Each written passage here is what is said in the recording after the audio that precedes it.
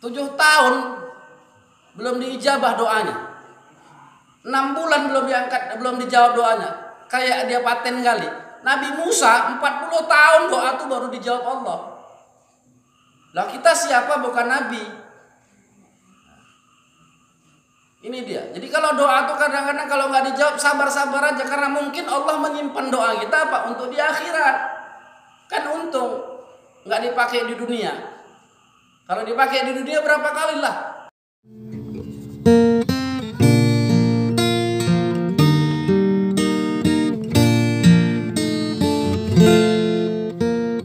Assalamu ala asyrafil anbiya wal mursalin wa ala alihi wa ashabihi rasulillahi ajma'in. Rabbi syrah li sadri wa yassir li amri wahlul 'uqdatam min lisani yafqahu qawli, amma ba'du. Bapak Ibu, orang-orang tua kami, hadirin jamaah subuh yang dirahmati Allah Subhanahu wa taala.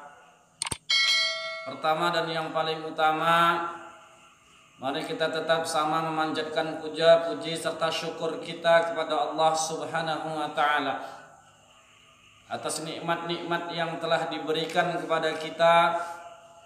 Masya Allah, tabarakallah. Allah masih memberikan kepada kita kesempatan menikmati 10 terakhir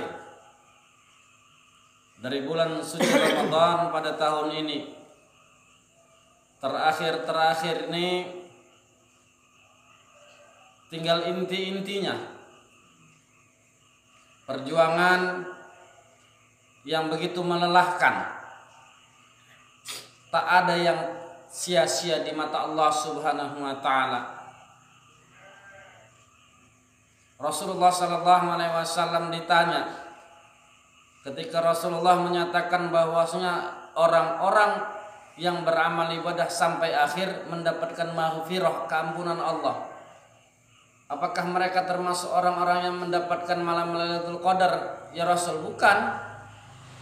Tapi mereka adalah orang-orang yang mendapatkan upah dari setiap yang mereka perbuat. Jadi bertahanlah kita ini insya Allah hingga akhirnya kita bisa menyelesaikan daripada ibadah di bulan suci Ramadan ini sampai akhir dan dalam keadaan sehat, dan kita termasuk orang-orang yang mendapatkan upah dari Allah Subhanahu wa taala. Amin.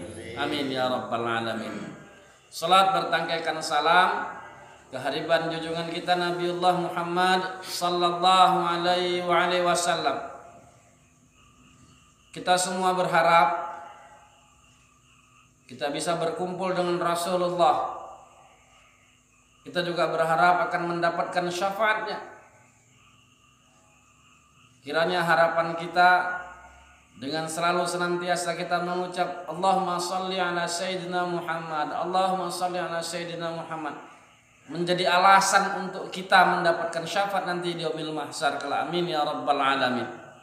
Bapak Ibu, orang-orang tua kami yang dirahmati Allah Subhanahu wa taala, sebelumnya mari sama-sama kita bacakan sepaling Fatihah yang kita hadiahkan kepada Rasulullah, kepada orang-orang tua kita, kepada orang-orang tercinta kita, orang-orang terdekat kita. Ila hadiniyah al-Fatihah.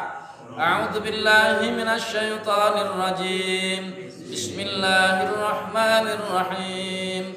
Alhamdulillahi rabbil alamin. Ar-Rahmanir Rahim. Maliki yaumiddin. Iyyaka na'budu wa iyyaka nasta'in. Ihdinas siratal mustaqim. Siratal ladzina an'amta 'alaihim ghairil maghdubi 'alaihim waladdallin. Amin. Hadirin Bapak Ibu, orang-orang tua kami yang dirahmati Allah Subhanahu wa taala. Berzikir kepada Allah Subhanahu wa taala adalah keutamaan bagi kita. Kalau seandainya Allah tak disebut, apakah Allah akan turun jabatan? Enggak. Mau pray kita 3 bulan nyebut Allah, enggak usah disebut. Allah enggak turun jabatan. disebut pun tiap detik, Allah nggak naik pangkat. Masalahnya apa? Kita dalam diri kita ini, ketika kita hampa, ketika kita kosong, tidak menyebut Allah Subhanahu wa ta'ala, tidak mengingat Allah, tidak berzikir, apa yang terjadi? Kemaksiatan dalam diri kita, kegalauan kita, kegusaran kita terjadi. Dan apa keuntungannya kalau kita berzikir? Ala bizikrillahi tatmainnul qulub. Sungguh berzikir itu akan membuat ketentraman di dalam hati kita. Jadi hari ini bagaimana kita mengupayakan berzikir dalam setiap waktu yang kita lalui. Ada orang-orang yang membaca dalam hatinya atau berzikir dengan kalimat Allah, Allah. Ada yang membaca la ilaha illallah. Jadi membaca la ilaha illallah ini, dalam satu riwayat hadis diceritakan barang siapa yang membaca kalimat la ilaha illallah satu hari tidak di bawah daripada 100, maka Allah akan berikan kepadanya wajah seperti bulan purnama. Orangnya berseri-seri. Dan tidak ada orang yang beramal kecuali orang yang membaca lebih daripada 100 itu. Di panduannya apa? Jangan kurang dari 100 kalau mau wajahnya berseri-seri. Jadi wajah orang-orang ahli zikir ini memang beda. Kayaknya memang beda. Kalau hitam waktu memanglah hitam lah, kodratnya hitam. Tapi ada cahaya, ada aura dari muka waktu. Kalau yang putih pun kadang-kadang karena nggak pernah berzikir, putihnya kusam. Nah, pucatlah di atas mana-mana. Tapi ketika dia memang punya aura zikir, maka muka itu akan mencerminkan seperti cerminan bulan purnama.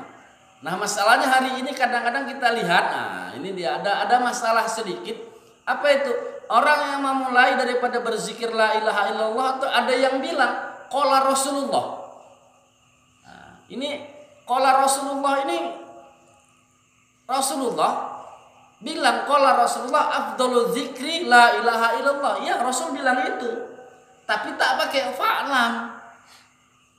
Ini kadang-kadang dia cuma modal dengar, tak belajar bagaimana kawaid berzikir. Dia bilang afdalu dzikri qala Rasulullah sallallahu alaihi wasallam afdalu dzikri fa'lam anna. Tak ada fa'lamnya.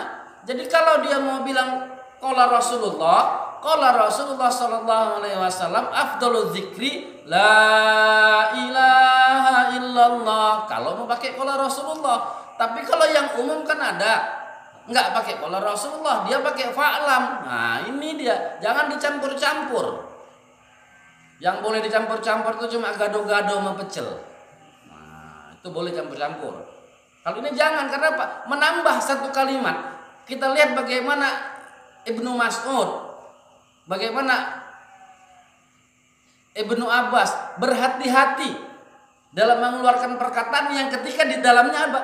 Di dalamnya qala Rasulullah. Lah kita ini nggak bertemu Rasul, nggak golongan sahabat, nggak golongan apapun, enak aja buat qala Rasulullah. Yang nggak kita pelajari cuma modal dengar. Nah, jadi kalau mau pakai afdhalu zikri fa'lam annahu la ilaha illallah, nggak usah pakai qala Rasulullah. Nah itu dia. Jadi hari ini bagaimana pengucapan penisbatan la ilaha illallah ini? Janganlah dalam hati kita ini cuma nggak ada Tuhan selain Allah. Itu penisbatan mu'allah kata Tuan Guru. Tapi bagaimana penisbatan la ilaha illallah bagi kita? Menafikan tiada Tuhan, menghadirkan Allah. Siapa Allah? Allah yang memberikan rezeki, Allah yang memberikan kesehatan, Allah yang memberikan kekuatan, Allah yang memberikan ilmu, Allah yang memberi penghilatan. Hadirkan di situ penafian semua, dan apapun yang ada dalam diri kita hari ini adalah milik Allah dan pemberian Allah. Nah ini dia baru. Jadi apa? Supaya apa? Supaya hati itu bisa bersinar benar, terang hati itu, supaya apa? Tak ada gangguan lagi. Karena apa? Innamal mu'minuna alladzi yu'minu billahi wa rasulih wa lam yartabu. Nah, di sini dia kuncinya apa? Supaya apa? Hilang keraguan. Hari ini kadang-kadang orang-orang beriman ragu dengan imannya. Kenapa? Kadang-kadang dia angkat doa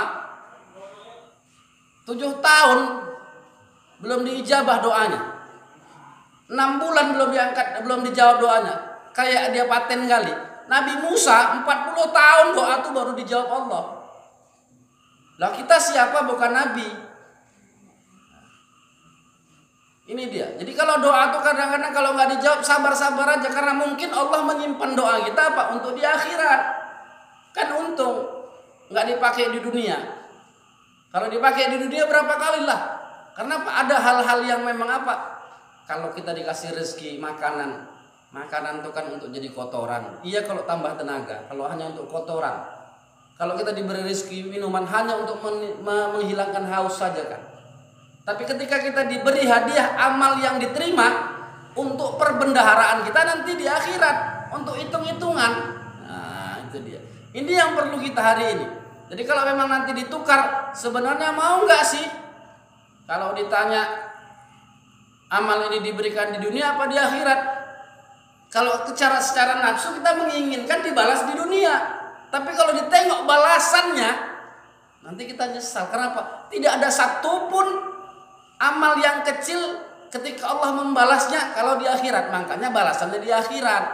Kalau di dunia ini sebenarnya kalau Allah membalas amal kita nggak cukup dunia ini. Dunia ini terlalu kecil untuk menerima balasan bagi orang-orang yang soleh.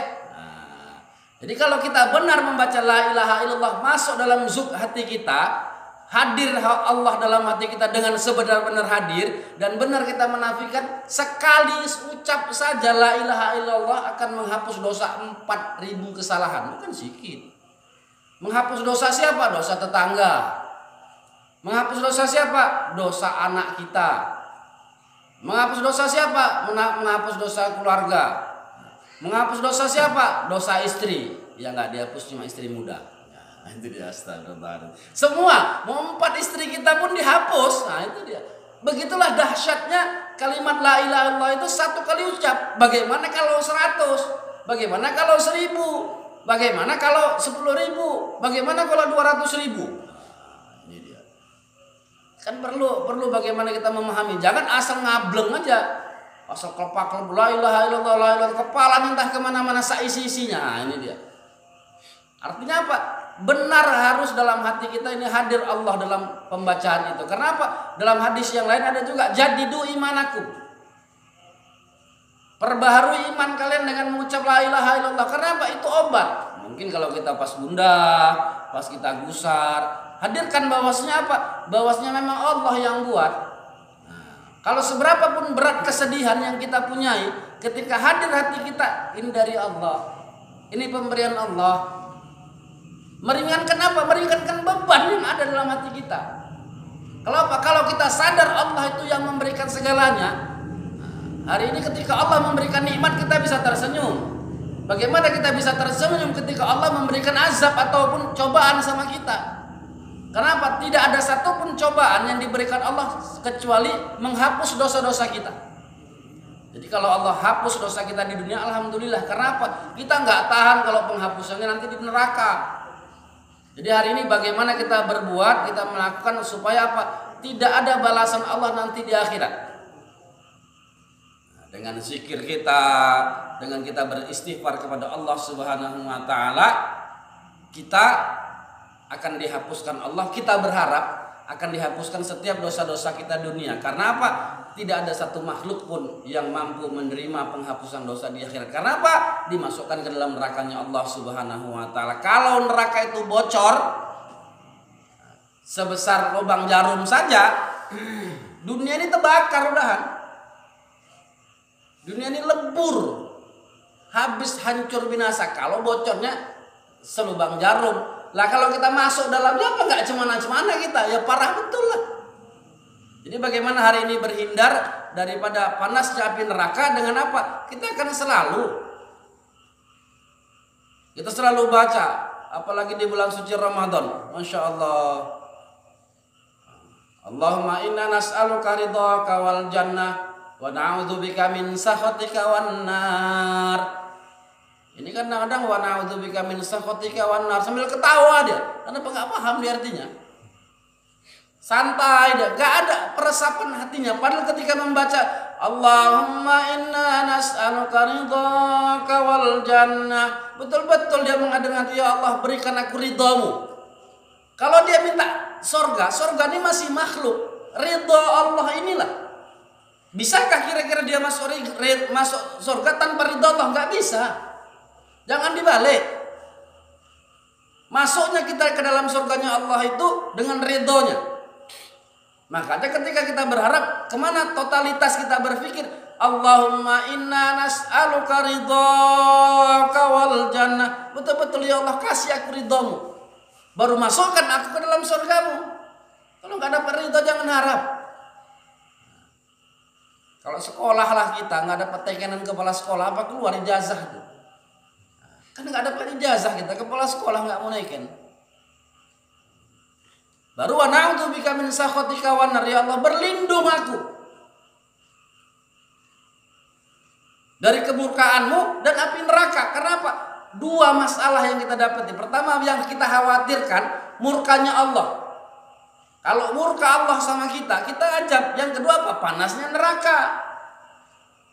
Jadi ini yang perlu kita hadirkan. Murkanya Allah bisa datang kapan? Di dunia pun bisa datang sama kita. Ketika Allah sudah murka sama kita di dunia, apapun yang kita buat, sekuat apapun kita usaha, nggak dapat apa-apa kita.